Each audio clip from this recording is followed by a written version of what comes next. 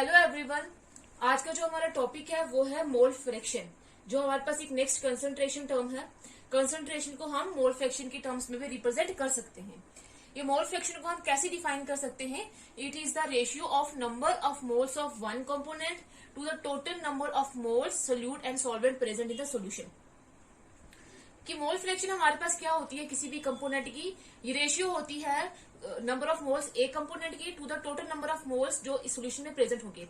जैसे सपोज हमारे पास क्या है, ये एक सोल्यूशन है। सोल्यूशन हमेशा किससे बनता है? दो ही कंपोनेंट होते हैं, सोल्यूट और सॉल्वेंट। तो ये हमारे पास हो गया सोल्यूट और ये हो गया हमारे पास सॉल्वेंट। सपोज करते हैं हमने ये सोल्यूशन बनाया है और इसमें हमने Na number moles of solute डाले हैं और Nb मोल्स ऑफ सॉल्वेंट डाले हैं। तो हमारे पास अगर हमने मोल फ्रैक्शन निकालनी है इस कंपोनेंट की, सोल्यूट की, तो हमें मोल फ्रैक्शन किसके इक्वल होगी? रेशियो होगा नंबर ऑफ मोल्स जिस कंपोनेंट के हमें निकालने हैं अपॉन जो टोटल नंबर ऑफ मोल्स होंगे सोल्यूशन में, जो सोल्यूट के भी होंगे और सॉल्वेंट के भी होंगे। टोटल नंबर में सोल्यूट और सॉल्वेंट दोनों आएंगे, लेकिन जब जिस कंपोनेंट के जो रेशियो में जो न्यूमिनेटर में जो आएगा वो वही आएगा, उसी कंपोनेंट के मोल्स आएंगे जिस कंपोनेंट के मोल फ्रैक्शन हमने निकालनी है। तो इसको हम डिनोट करते हैं काई से। मोल फ्रैक्शन को हम डिनोट करते हैं काई से, ये इसका सिंबल होता है। मोल फ्रैक्शन को हम रिप्रेजेंट करते हैं इससे। तो मोल फ्रैक्शन किसी भी कंपोनेंट की क्या होगी? Number of moles of the component, जिस कंपोनेंट के हमें मोल फ्रैक्शन निकालने हैं उसी कंपोनेंट के number of moles upon total number of moles जो सोल्यूशन में प्रेजेंट होंगे। ऑल कंपोनेंट का मतलब सोल्यूट प्लस सॉल्वेंट, दोनों के मिला के क्या बनेगा? सोल्यूशन बनेगा। तो रेशियो होगा किसका? जिस कंपोनेंट की हमें मोल फ्रैक्शन निकालनी है उसी के number of moles upon total number of moles of all component. अब अगर हम बात करते हैं, सपोज किया हमने कि Na नंबर ऑफ मोल्स जो हैं वो डिसॉल्व हैं सोल्यूट के सोल्यूशन में और Nb number of moles solvent के डिसॉल्व में सोल्यूशन में।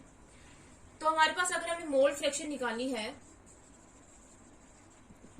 ऑफ सोल्यूट मतलब कंपोनेंट ए की, तो उसके नंबर ऑफ मोल्स Na से रिप्रेजेंट कर रहे हैं, तो मोल फ्रैक्शन को किससे रिप्रेजेंट करेंगे? काई ए से। तो वो किसके बराबर हो जाएंगे? Number of moles of that उसी number of moles of the component. तो हमने क्या लिया है? सोल्यूट की मोल फ्रैक्शन निकालनी है, तो उसके नंबर ऑफ मोल्स कितने हैं? Na upon total number of moles. Total number of moles किसके बराबर हो जाएंगे? सोल्यूशन है तो सोल्यूशन में हमारे पास सोल्यूट भी होगा प्लस सॉल्वेंट भी होगा। तो टोटल नंबर ऑफ मोल्स कितने आ जाएंगे? Na plus Nb, Na plus Nb। तो इस फॉर्मूले को यूज करके हम मोल फ्रैक्शन जो है सोल्यूट के निकाल सकते हैं, कंपोनेंट ए के निकाल सकते हैं।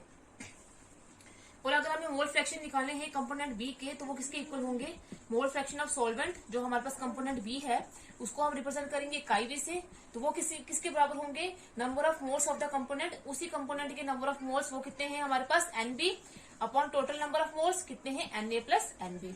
तो ये फॉर्मूला यूज करके हम दूसरे कंपोनेंट के मोल फ्रैक्शन जो है वो कैलकुलेट कर सकते हैं। अगर हम बात करते हैं कि मोल फ्रैक्शन जो सम होता है मोल फ्रैक्शन का सोल्यूशन में हमेशा किसके बराबर होता है? 1 के इक्वल होता है। सम किसके बराबर होता है? जितने भी कंपोनेंट्स होते हैं सोल्यूशन में उनके जो मोल फ्रैक्शन होती है उनको जो सम होता है वो 1 के बराबर होता है। जैसे अगर हमने ये सोल्यूशन लिया है, इसमें हमारे पास दो ही कंपोनेंट्स है, सोल्यूट और सॉल्वेंट। तो हमारे पास सोल्यूट की मोल फ्रैक्शन कितनी है? काई ए। सॉल्वेंट की कितनी है? काई बी। अगर हम इनका सम लेंगे तो वो सम हमेशा किसके बराबर होगा? 1 के बराबर होगा। ये कैसे प्रूफ करेंगे हम? अगर हम काई ए की बात करते तो काई ए किसके बराबर है? Na plus Nb।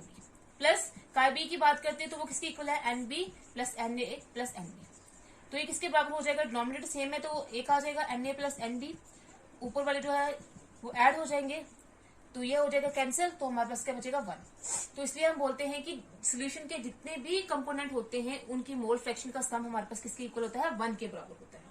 तो मतलब काई ए और काई बी किसके बराबर होगा? 1 के बराबर होगा।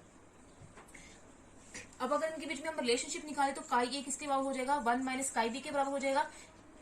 ये प्लस का इक्वल टू के उस तरफ जाके माइनस का हो जाएगा। या फिर अगर हम काई बी को इधर रखते हैं तो वो क्या हो जाएगा? 1 माइनस काई ए हो जाएगा, प्लस का हो जाकर माइनस का हो जाएगा। तो ये है रिलेशनशिप है किसके बीच में? Mole fraction of component a and mole fraction of component b. मतलब अगर हमें मोल फ्रैक्शन ए कंपोनेंट की प्रेजेंट पता होगी तो हम जो है वो दूसरे कंपोनेंट की मोल फ्रैक्शन इजीली कैलकुलेट कर सकते हैं। तो ये काई ए काई बी से ये इस फॉर्मूले से रिलेटेड है। काई ए किसके बराबर है? 1 माइनस काई बी के, और काई बी किसके बराबर है? 1 माइनस काई ए के बराबर है। तो अगर हमें मोल फ्रैक्शन कंपोनेंट बी की प्रेजेंट होगी तो हम इसकी निकाल सकते हैं, अगर हमें इसकी पता होगी तो हम इसकी जो मोल फ्रैक्शन है वो इजिली कैलकुलेट कर सकते हैं। ये है हमारे पास दो मोल फ्रैक्शन जो हमारे पास कंपोनेंट सोल्यूशन में प्रेजेंट होती है, उनके बीच में रिलेशन। जो मोल फ्रैक्शन कंपोनेंट ए की है वो कंपोनेंट बी के साथ ऐसे रिलेट करती है।